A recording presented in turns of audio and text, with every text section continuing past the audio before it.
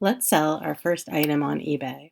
I'm going to keep it super simple, and in later videos, we'll dive into all the nuances and tips and time-saving tricks and ways to optimize your listing. But for now, let's just get in there and sell something. So make sure you're signed into eBay, which you can tell because it will say hi and your name in the corner, and hit the sell button. You'll get this page that says, tell us what you're selling. So this field is for the title of your listing, and you can change it after this. So you can start with something that's pretty simple and add to it later, or you can write the whole thing in here now. We're going to say CoverGirl Easy Breezy Brow Powder Kit. It's the color 710 Soft Brown. That's probably going to be our whole title. Oops, 710. So I'm happy with that. I'm going to say get started. It brings you to your listing details page, and here's the title you just put in. And there's lots of things on here that we can skip, so don't worry, it's not as complicated as it looks. First of all, I would say never ever do this. Stand out with a bold title. For $2, you don't want to sink $2 into a listing just to have a bold title. Totally not worth it.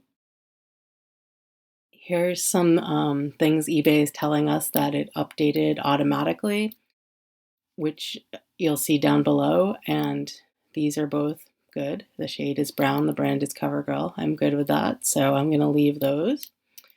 Subtitle, again, you probably never ever want to do this because it costs an extra dollar and it's really not going to be worth it in terms of extra visibility for your listing.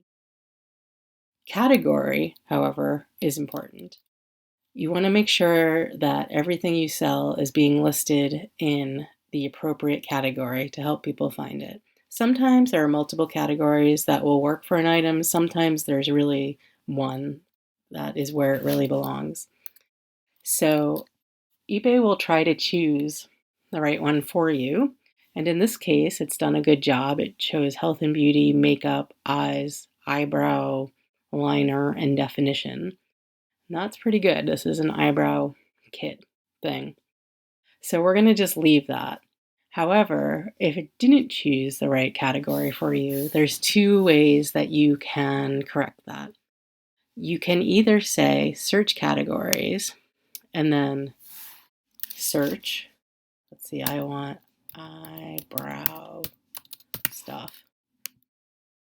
And then it finds that same category, which we'll choose and submit, and it will pop up. The other way is to choose browse categories. And in this case, you get more of a hierarchy. So we know we're in the health and beauty category. It's makeup as opposed to, say, massage. It's for eyes, and then, it's not mascara, it's eyebrow liner and definition. So we would choose this. And that can be a helpful way to navigate if you really are having trouble figuring out what category it goes in. So, second category is another thing you probably never want to do. It costs money and really doesn't help you out that much. Even if something could go in two categories, try it in one. If it's not selling for a long time, maybe try it in the other as an experiment. All right, variations is not relevant to this listing, and that's a more advanced technique, so we're not going to talk about it right now. The UPC is actually the barcode on an item. Generally, I choose does not apply, but in some cases, like this consumer product here, I could very well enter it, and it can help people find it in a search, or it can help eBay to populate the listing with some specifics for you.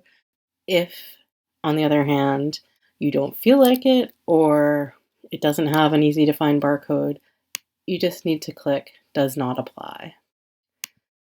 The condition of our item is new, which is the only choice for cosmetic type things like this. If you're selling a collectible or shoes or clothes or anything else, you might have other options like used or new without tags. They're all pretty self-explanatory conditions. Just choose the one that's correct. And then we're going to add some photos. I have a few photos on my computer that I took on my cell phone, and I'm going to just add them here by clicking the plus button with Add Photos. It will let me navigate to my hard drive, and I'm going to choose these 3 photos. I'm selecting multiples by holding down Shift while I click them and saying Open. So it's loading these, and I can actually go on and do other things on this page while it's loading, but it's pretty fast. There they are. So I actually want this photo to be first, and you can drag and drop these. So this is going to be my cover photo, as it were, and the first one that people see and the one that shows up with the listing. So this is the front of the product in this case. I also have the back of the product and a close-up of the color of the product. So that's all I did for this. Sometimes you'll want to take more photos. You can have up to 12. It's recommended that you have at least 2 photos unless it's a ridiculous thing to take 2 photos of. Don't do this, display large photo with Gallery Plus. It costs you $1 and is not worth it. Going down to item specifics. These are the things that eBay told me it was going to add automatically, and I'm good with both of those still. This is what it does. It puts in the brand is CoverGirl, the shade is brown. For any different kind of item, you're going to get different choices here, different characteristics to give specifics of. It's best to fill in as many as you can. It helps people who are searching to find your item. On the other hand, don't go so crazy that it takes you forever to do a listing, because then your ROI starts to diminish. So we're going to do the ones that seem relevant and easy. eBay sometimes offers you suggestions, which are really handy. So type, eyebrow kit. Yeah, we like that. Size, I don't know. That's weird. Formulation, press powder. I believe that's the case. Effect. I don't know. Let's leave that. Size type, no. Here, you can choose any of these that are relevant. You can also add your own. So if it were special edition or something, I don't know, you would type it in and click add, in which case it will add it and have it checked by default. Of course, this is not a special edition, so I'm going to uncheck that, but that's how you would do it. Expiration date would be a really good thing to put in, but I don't have that on hand. Model, nah. Modified item, that just means, is it the original new product, or did I do like a custom paint job on it or something? And in fact, no, I did not. MPN is manufacturer's part number, which is not super relevant for this, could be for some kinds of products. California Prop 65 warning, we're not going to worry about. And country, region of manufacturer, well, it happens to say on the box, so we know it's United States. I'll put that. This is the description field. In the olden days, people used to write quite a bit in here, but trend is to keep it a lot more simple these days, especially for a product like this, where somebody looking for it is looking at the picture. They check out that it's the right color for them and that it's new and the price, and they're ready to go. They don't need to hear me extol its virtues at great length. So we're going to just reiterate the name here, and then we're going to say thank you. You can write whatever you want here. Format, fixed price. That's good. That's what we want. That just is normal. It's not an auction. It's just a thing for sale at a price. And that is what you want. Duration, good till canceled. That is also what you want, and you don't have a choice, so good. That used to be different on eBay, but it is now the case that all of your fixed price listings just renew automatically every 30 days unless you cancel them. So that's what you get. And start my listings when I submit them. That's fine. If you do choose to schedule them at a specific time, that will cost you extra fees in some cases, and it is not usually worth it unless there's some crazy extenuating circumstances, because why wouldn't you just want your listing to start right away? So just start my listings when I submit them. And here's the price. In other videos, we'll talk about how to do pricing research and how to choose a price. But for now, I'm just going to say this costs $7.95. And I'm not going to let buyers make offers. This is a great tool. I use it all the time, and you should too, and we'll talk about why in another video. But for now, I'm just going to price this at $7.95, and that's the price. I have one. It's not a private listing. We don't want to donate a portion to charity at this juncture. And for payment options, we're going to choose PayPal because that's the only choice.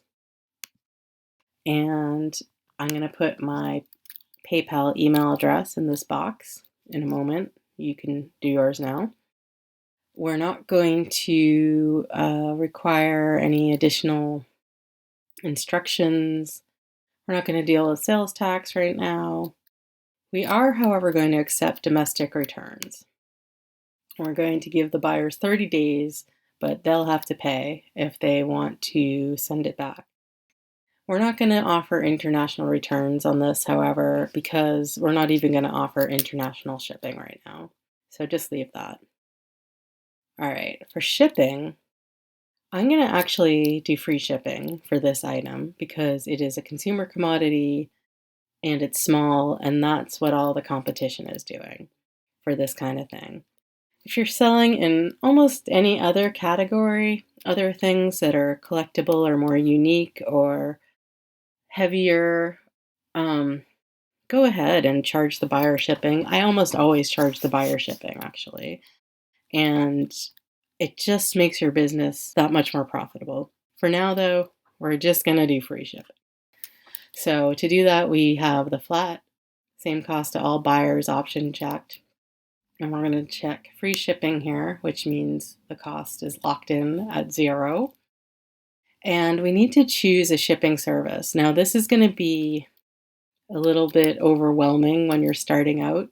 For now, just to keep it as simple as possible, let's say that if your item weighs less than a pound, choose first class. If your item weighs more than a pound, choose priority. It's a lot more nuance than that, but for now, that rule of thumb will get you through a listing or two. So this item is quite light, and we're going to choose first class.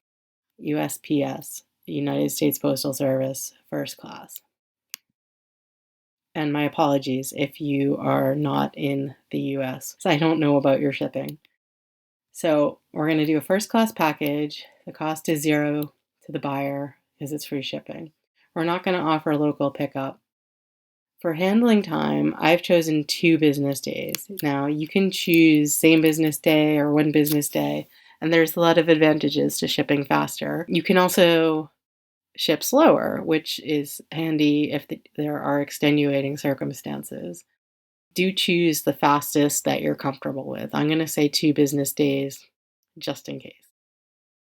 I'm not going to offer international shipping, and I'm also not going to put in the package dimensions. You can if you know them, but you don't need to. I'm going to just put in the weight, which is going to be 4 ounces.